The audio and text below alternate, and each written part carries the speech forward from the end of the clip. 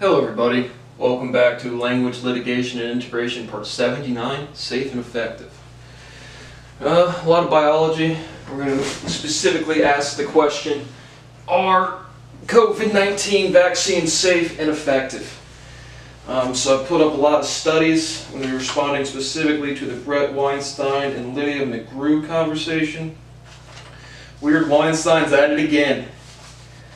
But unlike him, I'm an actual scientist. We'll start with some definitions particular to me, and then we'll just go through data. And that's typically how you want to do science. Brett made it a point, he's a doctor of philosophy. Throw your papers away, I don't fucking care. What have you proven? That's where your scientific conversation starts with me. And the answer is nothing. But he makes the claims that they're not effective, they are, and he says they may or may not have told us if they're safe or not, and they are. So first of all, let's just start with definitions. What is safe? Google it right now. It'll say protected from or not exposed to danger or risk, and a secondary definition of not likely to be harmed or lost. And so nothing is 100% protected. Likely is a statement of probability. Safe is a highly reasonable expectation against harm. That is our working definition. Quick, I told you about the syllogism with words. Type in what is, I did this, I write this stuff down and then I did some research, but I didn't Google these things till after I wrote this down. Type in what is effective. It's going to say, again, Google definition, successful in producing a desired or intended result. Now I immediately wrote effective is efficacious and it does what it is supposed to do. Now Google the definition of efficacious. Word for word it will say successful in producing a desired or intended result as its only definition. Again, I don't plan these things. I just do this logic that fast, and just nobody listens to me. But philosophy of Dr. Brett Weinstein. Again, I listened to the whole conversation with open ears, not on anybody's side. And let's just go through the data. So I'll go through the conversation, then the data just for the context. But the Lydia McGraw has a claimed vaccine injury, specifically neuropathy and tinnitus. Which Brett Weinstein to that said something to the effect of, I have that, but only when I think about it. Which again, tinnitus is one of those, and we've talked extensively about brain fog, and again, as somebody who's done it, not with COVID, but with thinking I have brain damage, and then like literally getting brain scans, all on record, and then sitting there thinking it's never going to change, and never going to get better, it's forever, and then it just fucking wasn't. I mean, it was just literally anxiety. Literal just anxiety. We've talked about spreading anxiety a bunch, and that's what they do. They insert a little bit of doubt, they misread the data, and then they just come to stupid conclusions. But it kind of starts off with, should you collect all valid data points? Just meaning they're talking about, vaccine injuries or the VAERS vaccine adverse event reporting system. Because if you get a vaccine and you have an adverse effect, you just report it. But obviously, like they're talking about, like people like don't want to follow up with these claims of vaccine injuries. Obviously, all fucking valid data points should be collected and analyzed. Obviously, what kind of fucking question is that? What are the roles of anecdotes in science? Because again, Brett kind of starts off the conversation, really actually neutral. I think you're stupid as fuck. Your conclusions are wrong, but you were very neutral in this video. He said, you took the vaccine, you're not anti-vax, but when you say vaccines don't work, that is anti-vax to me. Not getting it or not getting it. Obviously, the practical thing is getting it. But if you're a fucking scientist spreading nonsense, that's still like, maybe not anti-vax, but profoundly fucking stupid and not a scientist. I practice science, Brett Weinstein. No, you don't. You just don't. But in diagnosing symptoms, disease, pathologies at the doctors? Of course, anecdotes matter. It depends on the maturity of the individual, right? And in this, again, I'm not trying to give you away my opinions, or not opinions, but facts yet. But I go through this conversation seeing if I think this is a valid vaccine injury. What's the role of anecdotes in diagnosing symptoms? Pain is subjective. You go into the doctors, you can say you have this amount of pain, that much pain. Any doctor will say it's subjective, because it is. But just describing your symptoms, right? I feel sick, I get on my computer, I Google around, and then I think I have this and describing it to the doctor. And so they're really talking about like all, like that kind of thing is anecdotal generation for diagnosing, which is fine. You just have to not be exaggerating and not be hiding anything. But they have social media support groups. Again, this Lydia chick has gone into like Facebook and stuff for social media support groups. And the VAERS, we talked about that. Some definitions, again, of the vaccine injuries. She talks about neuropathy and tinnitus. Neuropathy, peripheral neuropathy is just your pain, tingling, burning sensations in your limbs, your arms, legs, fingers, extremities. But definitions for pericarditis, inflammation, damage of the pericardium, which is the outer membrane of the heart, and myocarditis is inflammation and damage to the myocardium, and then myopericarditis is inflammation or swelling of both. And so those are kind of like the 3 or 4 major vaccine injuries I Googled around. And I literally Googled all of the data, read most of the article, like the first page of every article that came up for my Googling. But she says, tailbone pain is embarrassing. Who wants to admit that? Most want to keep that private. Again, false. There is no privacy. This is why the shit shouldn't be private. On an individual level, people tough it out or not share things, and then they just delay getting diagnosed, and the disease is too bad. Now it's shit. They can't do anything. And again, I've seen this so many times with baby boomers and older people, and just people in general. No, there is no privacy. You should be open and honest with anything on an individual level. I can't even understand like lying, like wanting to, maybe not like a white lie, but like what do people have to hide? Like, for fuck's sake, get over yourselves. You're all gonna get old. We're all gonna have colonoscopies. Patrick Bet-David's not ready for that. We're all gonna, people are gonna stick stuff in your butt, Patrick. Even if you're not gay, it's gonna happen. It's just health.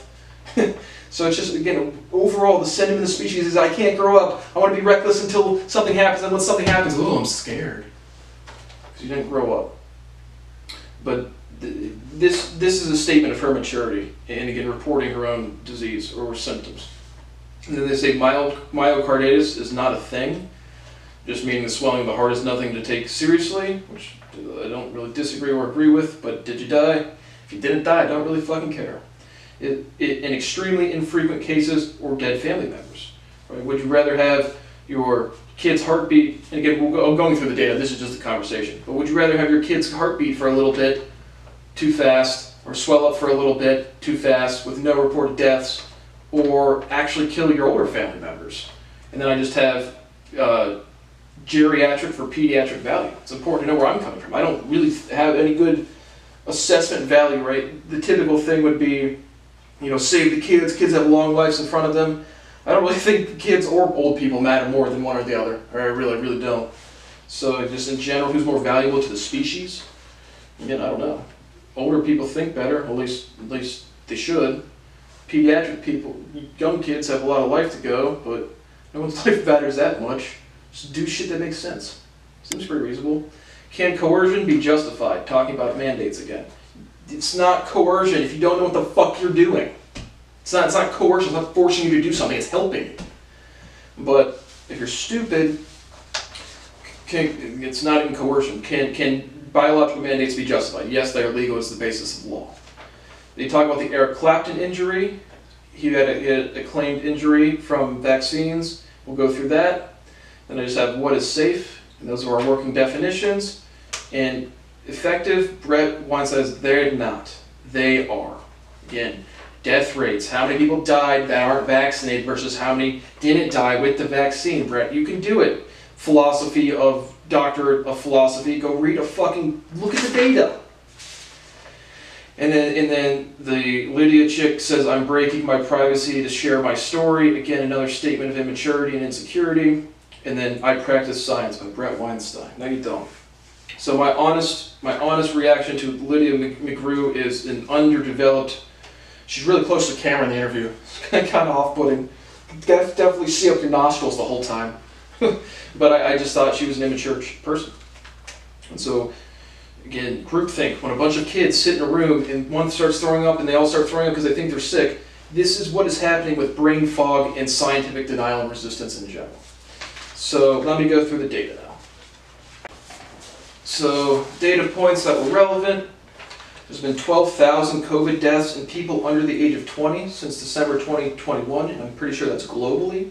Because again, the big positions they're coming from is, we're not exactly sure if it's safe and effective. We're not saying it's not. We've taken our vaccines, but what's a bigger risk to kids? Getting a not severe case of COVID and still transmitting it to other people because we're selfish, or getting vaccinated with the potential of the pericarditis, myocarditis, and neuropathy, tinnitus, other reported vaccine injuries. So we have that. Then we have 2,459 myopericarditis. So that's both.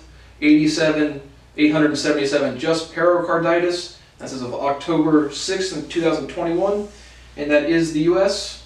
I was confused on this. This is directly off the CDC's website. I had to read the fine print to see if it was in the U.S., but that was post-vaccine. Those were the reported cases from the VAERS for the carditises.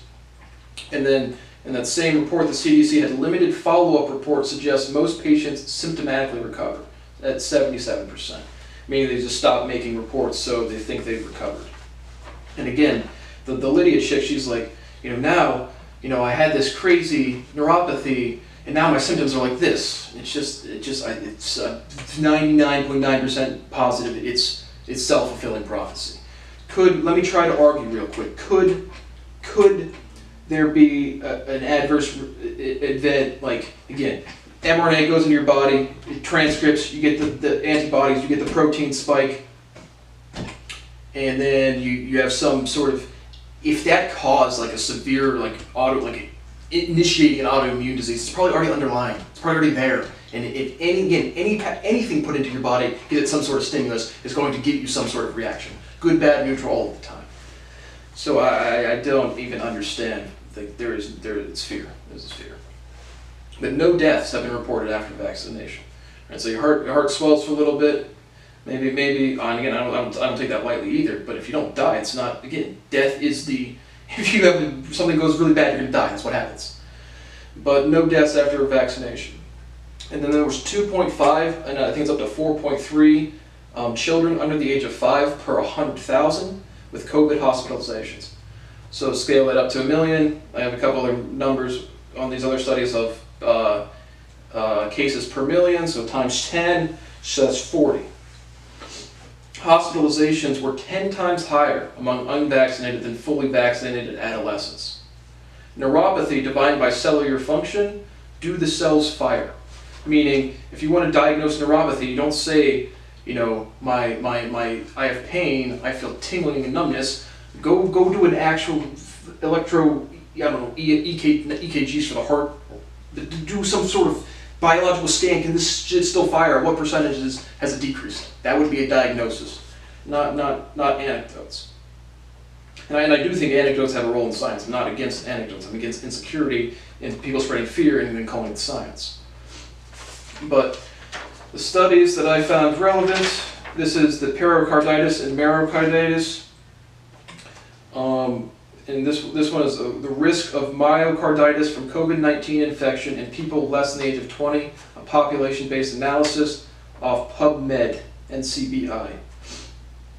But their conclusion is myocarditis and pericarditis from primary COVID-19 infection had occurred at a rate as high as 450 per million in young males. Young males infected with the virus are up to 6 times more likely to develop myocarditis as those who have received the vaccine.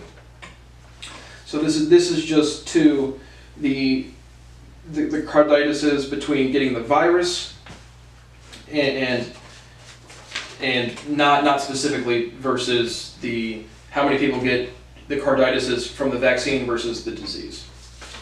But we have that as well. So we have association between COVID-19 and myocarditis using hospital-based administrative data, U.S. March 2020 through January 2021. They found a 16 times higher risk for myocarditis for people contracting COVID-19 versus previous years with no infection. A New Scientist study, and that's a magazine, but the study in this one, they found number 450 cases per million getting myocarditis after COVID. Not just the this is the same number. But and then 77 cases per million getting myocarditis after the mRNA vaccine. So you get the disease, you have a 6 times more likely chance of literally getting the carditises, which is the entire argument of why young children should not get it. Right guys? So a highly reasonable expectation against harm. We're not going to take literally the better odds. That's very scientific, Brett. Good job, buddy. What other ones? Those are the studies. Oh, then let me make sure I'm still rolling. Got some on computer. So reading I thought this study was specific to the Lydia. Not sure, but this is about this case I'm reading here is again on NCBI and the national health shit. But post-COVID-19 vaccine small fiber neuropathy. We confirmed, I'm just going to read from this for a bit.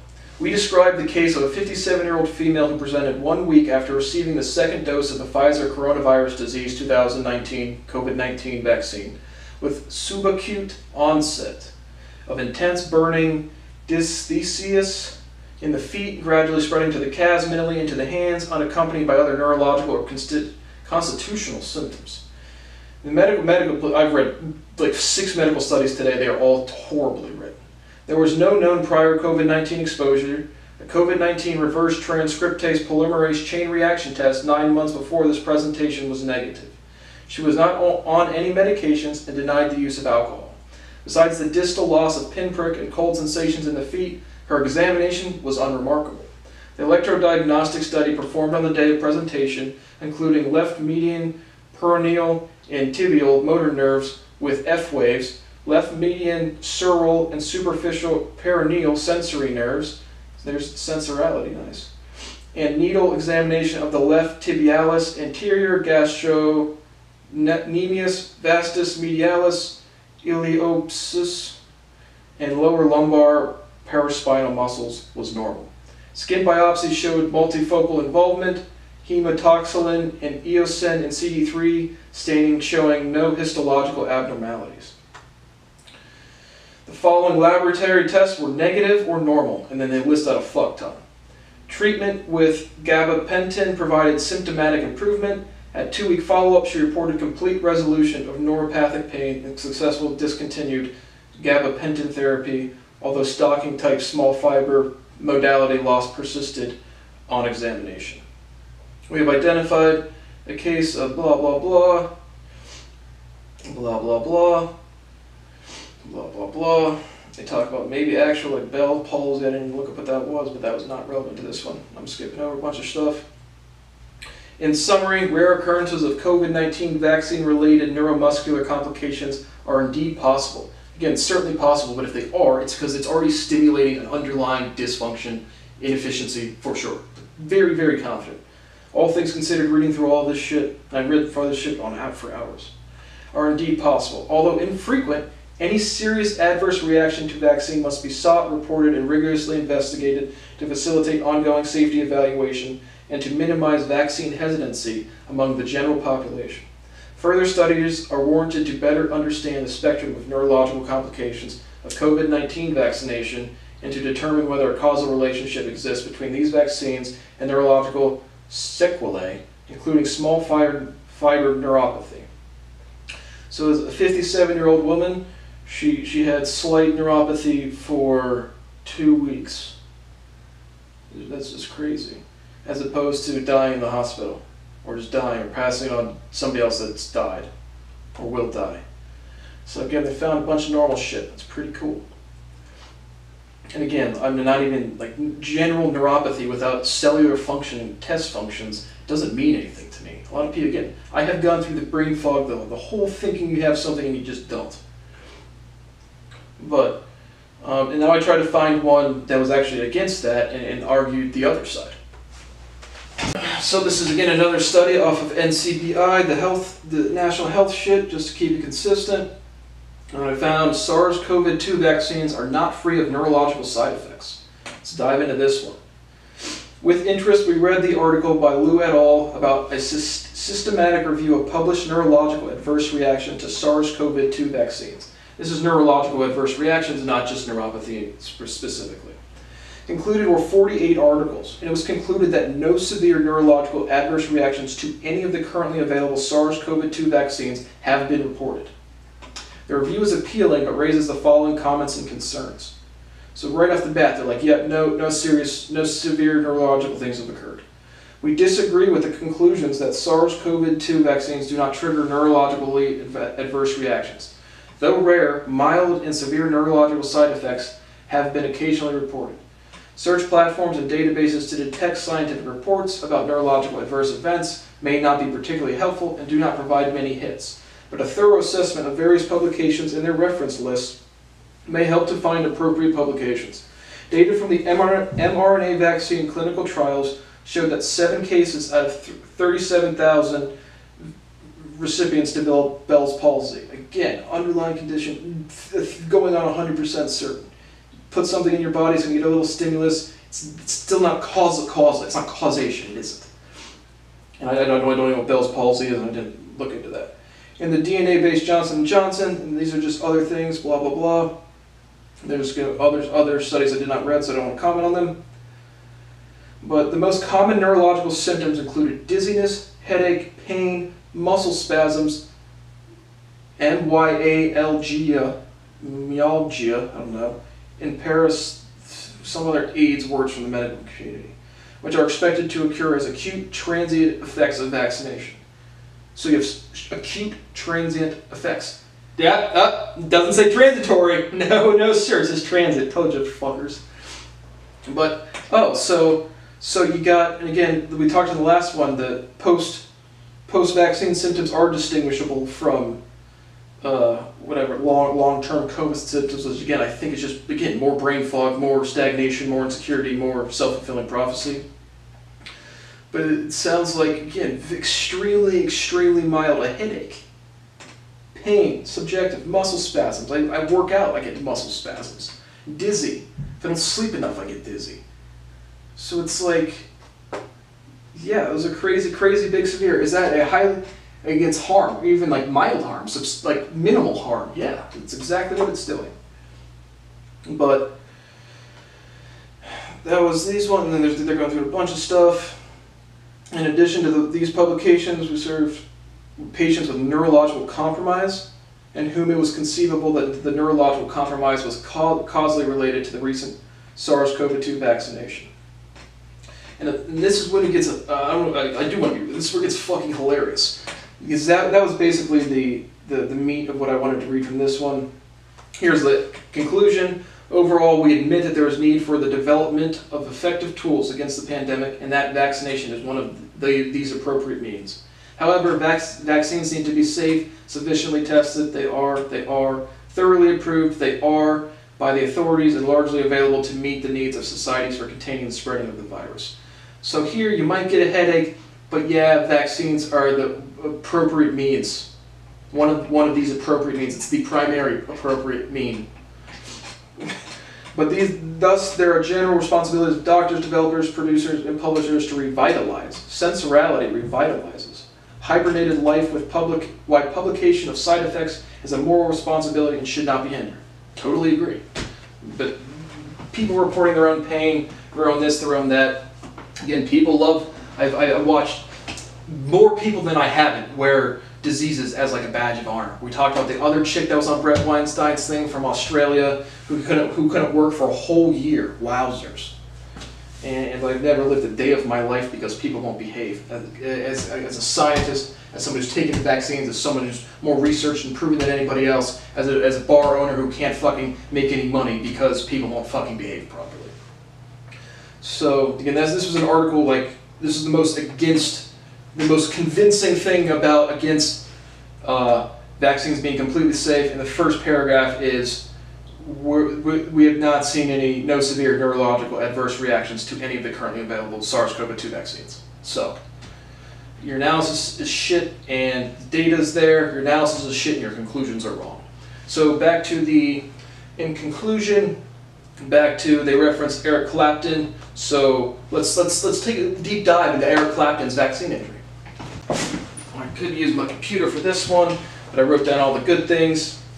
Because in the conversation they talk about Eric Clapton's you know, how devastating it was that Eric Clapton basically had his hands amputated for getting neuropathy.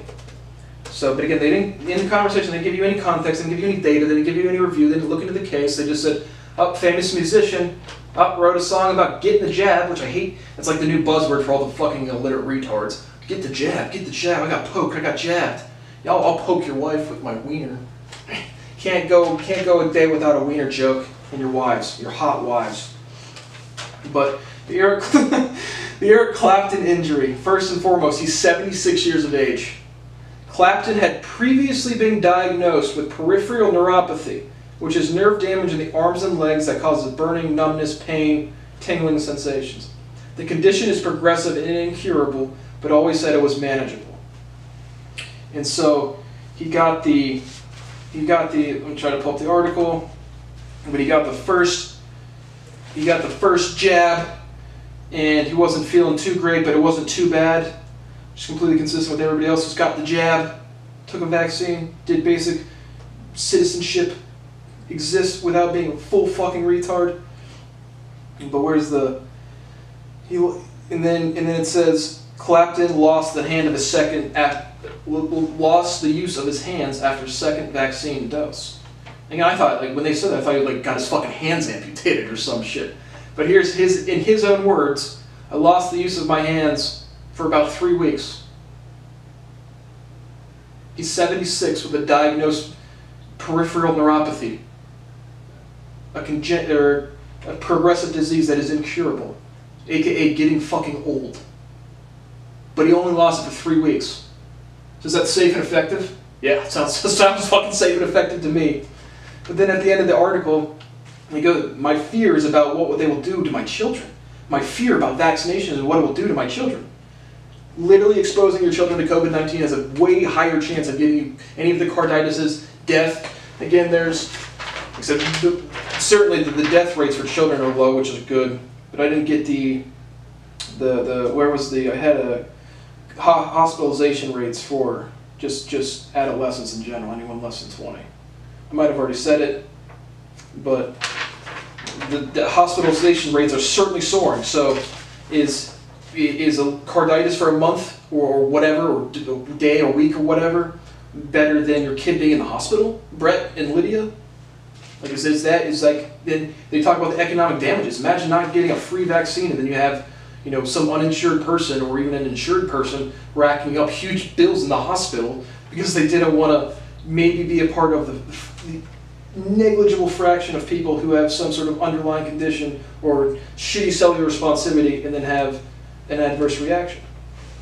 And so again, these adverse reactions, again, no deaths, and I'm probably sure there is probably death out there, but again, underlying shit for sure. I don't have a hospitalization rates for just adolescents. Well, no, I do. It was 10 times higher, absolutely 10 times higher. So, but then to the Eric Clapton thing, if you say my fear is, I don't want to hear you say one more word. I'm scared, so let's make a decision. You're going to make the wrong one. It's what you're going to do. Stuck in hell, baby. But so, is from looking at this data, not talking to some bimbo on the fucking internet, is this a highly reasonable expectation against harm? To take a vaccine and not have an adverse reaction, certainly not death, or have the carditis exposure, of course it's fucking safe.